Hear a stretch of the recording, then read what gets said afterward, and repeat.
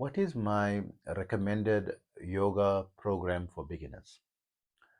So this is very important because many people who's beginning, you can start by at least attending some form of yoga classes, in your locality for at least, a few sessions, right?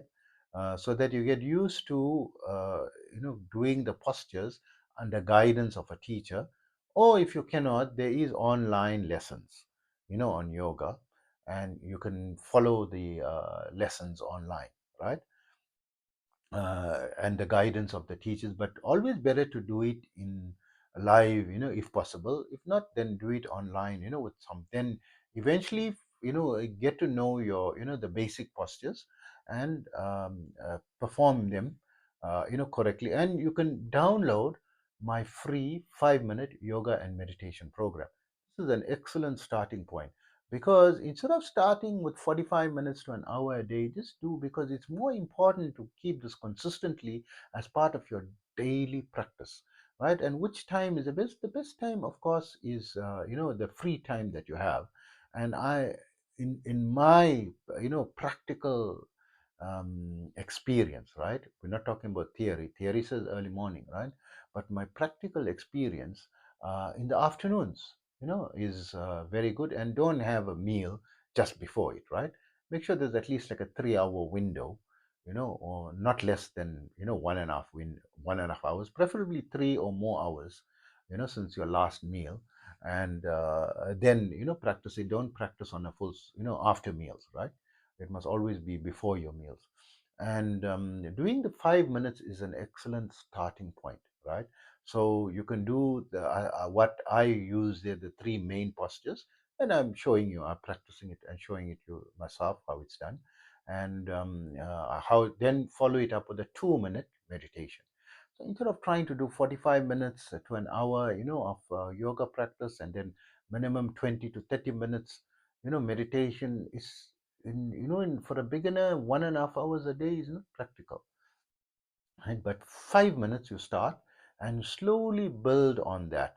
And then you may have your favorite postures that you want to add, but learn the right method of doing it, and try to do it outdoors. If it's raining, indoors, right? If you don't have, you know if you're living in an apartment and you don't have a balcony and so forth, then of course indoors, but open the windows.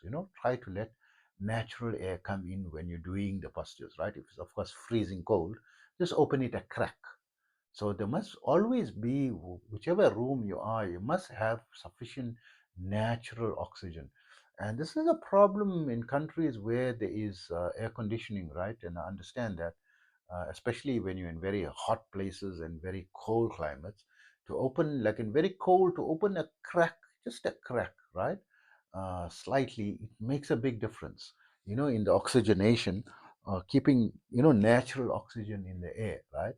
And in very hot climates, it negatively influences your air conditioning unit, of course, right? So unfortunately, that is, uh, not a good place. But try to have some natural air outdoors, when you can go out in the mornings or in the afternoon, go for a walk, when the sun is down, when it's cooler, so that you expose yourself as much as possible to natural air, right? So if you are in very hot countries, so this is very important, air and exposing yourself to sunlight. So for a beginner, try to, in the afternoon before sunset if possible, right? And in the afternoon, the setting sun, evening sun, this is important, that your skin, you don't have to expose your skin. You can just wear something light, not with layers of clothing, unless it's cold. I found, if you dress like a bit warm, up to in degrees Celsius, 14 degrees Celsius outdoors is comfortable, if you dress warm to practice yoga. Less than that becomes, uncomfortable. You start shivering, and then you have to take it indoors. But I notice as low as 14 degrees is possible to do it outdoors, right? And we practice outdoors on the rooftop, of apartment buildings, where you can just take your yoga mat, or a carpet, or a folded blanket, right? It's it's not a very equipment intensive practice, practicing yoga. So this is the first starting point. And then as you're progressing, to increase it to around 20 to 30 minutes a day of, hatha yoga practice. And your meditation, you can increase it to 20 minutes, a day, right? Minimum. And preferably twice a day, right? The meditation and the yoga. So if you make the yoga at the minimum of 3 minutes before your meditation practice, this will be amazing. It will help your meditation so much easier, so much more progress you'll make in your meditation because you're spending your quality time, right? If you're going to be meditating, let's say you say, I want to meditate 20 minutes a day, right? So if you do just a 3 minute, hatha yoga practice before that and reduce your meditation time to 17 minutes, right? And you're going to benefit more than double, right? And your progress going to be better and more effective, right? And then the next step is to include breath work, right? And a very simple breath work. The most simple is to breathe in. Is called soham, right? Soham is to breathe in deeply through and naturally through your nostril, full, your lungs as full as possible. This is important to expand your lungs to the maximum, and then breathe out slowly through your mouth, right? Doing 5 to 10 minutes of that is very energizing, like this.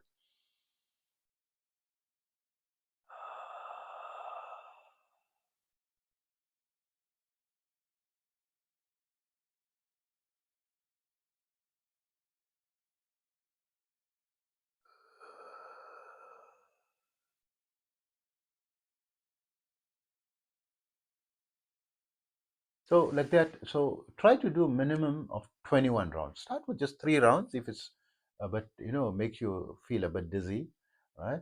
And you need to get used to it. But the normal set 21 rounds should take you like about, because it takes about 30 seconds to breathe in and out, right? And it'll take you about 10 minutes, 5-10 minutes, right? Even less, right? Depends how fast you're breathing, but it'll take you 5-10. This is an amazing addition. The slot for the pranayama is after your hatha yoga practice, then pranayama, then meditation. And if you practice the pranayama after the hatha yoga, you find so much easier, right? Than just doing it cold, right? And to include, if you got time, right? For those who have time, because pranayama, why I'm saying it is the pivot, it is the absolute, the core, the heart of yoga. What is the thing that's longevity is got the maximum amount of benefits, everything combined, like exponentially higher, is pranayama. The secret to everything is pranayama. Secret to yoga is pranayama. Don't go into complicated, holding your breath and retention and so forth, unless you've been taught, by someone on a advanced level. And usually retention requires, usually it requires energetic activation, subtle life force energetic activation, or people call it initiation, right? They need that. So in that process, when I teach my students, because it's an advanced level practice for retention, what I do is unblock all the chakras. There's 114 chakras in the body. I unblock the 114 chakras, not just the 7 chakras, right? We have to unblock all the 114 chakras, remove all the major obstacles in the way, because these can be dangerous and harmful during the retention practice of pranayama. And it can lead to dangerous involuntary kundalini awakening. It's the secret to kundalini awakening, right? The pranayama practice with retention.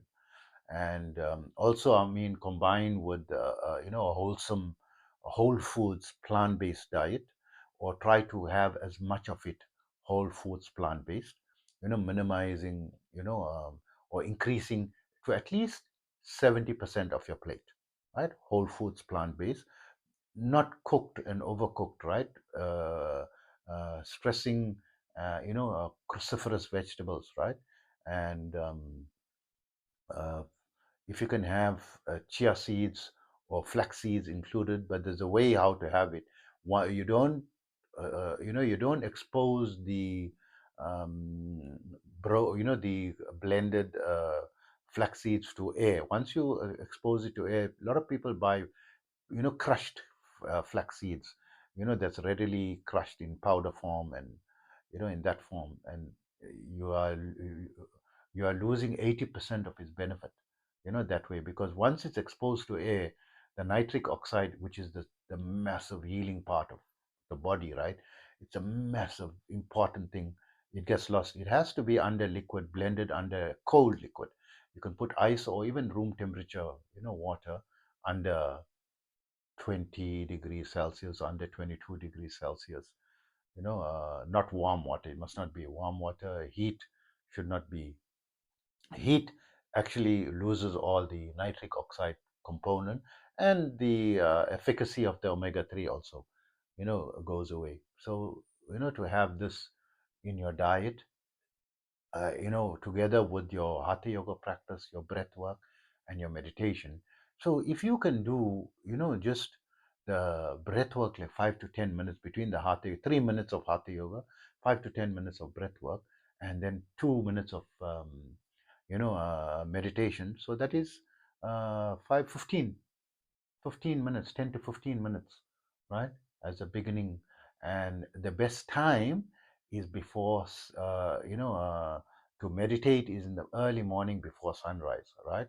So before you could start your day. So, of course, depending how hot or cold it is, to perform hatha yoga outdoors in the sunlight is out of the question, in the morning, if you're going to do it at that time. But if you're going to do it in the afternoon, you can do a second round in the afternoon, in the setting sun, and capture the rays of the sun. So very often people do a second practice of hatha yoga, because hatha yoga can be used as a starter, to calm your body so that your breath work becomes easy, and then that stabilizes your mind for meditation greatly. Very big influence, right, on the secret to progressing fast in meditation. I promise you, you follow these as a beginner, you follow these instructions, what I'm telling you, people meditating 50 years, you'll exceed them in no time. You'll exceed them in no 12 months later, and you're going to be ahead of people who was practicing 3 hours a day, 3 to 5 hours, 10 hours a day. People practicing 10 hours a day, right? For 50 years. In a year, I will not be surprised if you exceeded those people who's been practicing 10 hours a day for 50 years, and you're just 12 months doing, a 10 to 15-minute practice, right? And slowly you will increase it, to 20 minutes. Now you got leverage, you got the core, of the yoga practice. This is the core of it. And you can slowly increase your hatha yoga and increase your meditation as you got time, and, to your own, personal circumstances. And you can make it a total 20-minute practice, 30-minute practice, 45-minute practice, an hour practice. And then remember, then you can do again the same 3-minute hatha yoga, in the sunlight. But if you can do it for 15 to 20 minutes in the sunlight, because to expose yourself, to natural sunlight in the early morning or in the afternoon for just 15 to 20 minutes is amazing. So you can, slowly increase it to 15 to 20 minutes. It's very easy. You don't need 1,000 postures, just the three postures that I teach there. If you do like, 5 minutes each, right?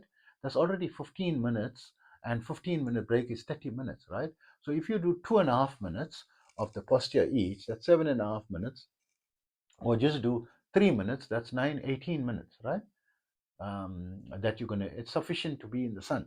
And just do a 2-minute meditation, sitting, after your posture, or just do some breath work because you're out in the natural air. And even in your room, if you can open your windows and have natural air flowing in, this is very important, for the hatha yoga.